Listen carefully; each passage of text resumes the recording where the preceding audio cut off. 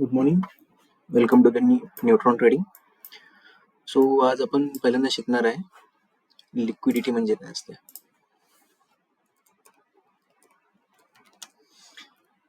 नाव इंग्लिशमध्येच आहे, बट आपण कन्सेप्ट मराठीमधून शिकू. सो लिक्विडिटी म्हणजे काय असते, बेसिकली एक विकणारा आणि एक विकत घेणारा ह्या दोघांमधला जो मॅटर असतो त्याला आपण लिक्विडिटी म्हणतो. समजा पार्टी ए आहे, ह्याला जाऊन बाजारातून एक 100 किलो ज्वारी घ्यायची. किती? 100 किलो. बाजारमध्ये गेला, त्याने बघितलं एकाकडे आहे 50 किलो, दुसऱ्याकडे आहे 30 किलो. हे मार्केट ए मध्ये आहे. मार्केट ए.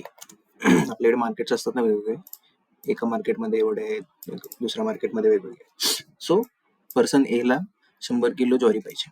मार्केटमध्ये गेला, त्याने बघितलं 80 किलोच अवेलेबल आहे. एकाकडे 50 किलो, एकाकडे 30 किलो. त्याची 100 किलोची गरज होती, ती भेटली का? नाही. तो काय म्हटलं, तुमच्याकडे 80 घेण्यापेक्षा दुसऱ्या मार्केटमध्ये जाऊन मी बघतो, तिथे 100 मला डायरेक्ट भेटलं तर बरं पडतंय. तो गेला दुसऱ्या मार्केटमध्ये. इथे बघितलं त्याने 3 जण नाही, ते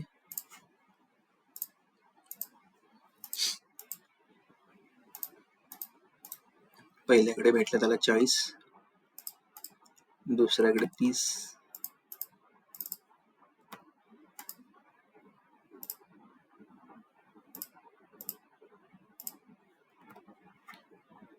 तिसऱ्याकडे 30.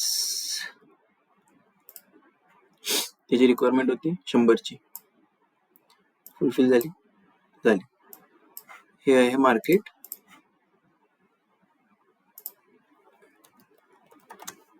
बी मध्ये. मार्केट बी मध्ये गेल्यानंतर त्याला कळलं की मार्केट बी मध्ये माझी 100 किलोची जी रिक्वायरमेंट आहे ती सगळीच्या सगळी फुलफिल झालेली आहे. मग हा म्हणला, मी ह्यांच्याकडे जाईपर्यंत इथे मला 80 भेटणार, राहिलेले 20 दुसऱ्या मार्केटमध्ये जाऊन घेणार. मग त्याच्यापेक्षा मी डायरेक्टच जर मार्केट मी बी मध्ये गेलो तर मला डायरेक्ट 100 किलो भेटतंय, आणि मी एकत्र 100 किलो एका मार्केटमधून घेत असल्यामुळे मला तिथून ते स्वस्त मध्ये पण भेटतंय.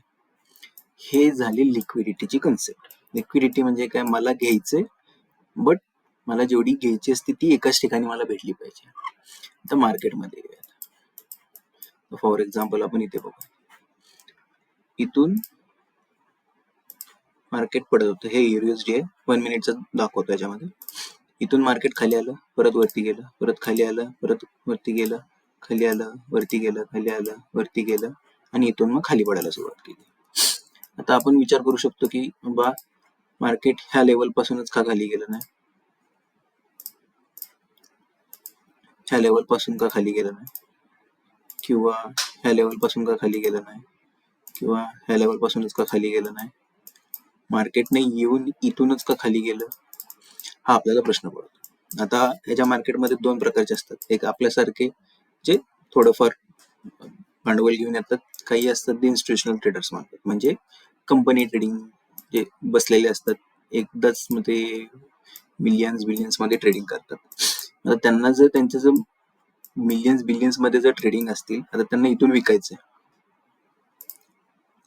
ह्या पॉइंट त्यांना विकायचं, एक 100 लॉट साईज त्यांची, त्यांना ती विकायची. त्यांनी बघितलं इथं आले, ह्या एरियामध्ये 70च त्यांना लॉट साईज त्यांची फुलफिल होते. मग ते म्हणले इथून विकण्यापेक्षा अजून थोडं कुठं अजून जास्त चांगल्याला भेटतंय का बघितलं, मार्केट बी मध्ये आले. मार्केट बी मध्ये इथे बघितलं त्यांना भेटतात 100 लॉट साईज त्यांची फुल. त्यांना 100 लॉट साईज विकायचे म्हटल्यानंतर इथं तेवढे बायर्स पण पाहिजेत, त्याशिवाय ते भरणार कसं ना. मार्केटमध्ये एकाला विकायचं, दुसऱ्याला तर विकत घ्यायच लागणार आहे. त्याचप्रमाणे मग त्यांनी इथं आले, इथे बघितलं की इथे त्यांचं विकण्यासाठी भरपूर जण आहेत. त्यांनी मार्केट इथपर्यंत आणलं आणि इथून मग ते खाली पडले. याला म्हणायचं टोटल लिक्विडिटीची कन्सेप्ट.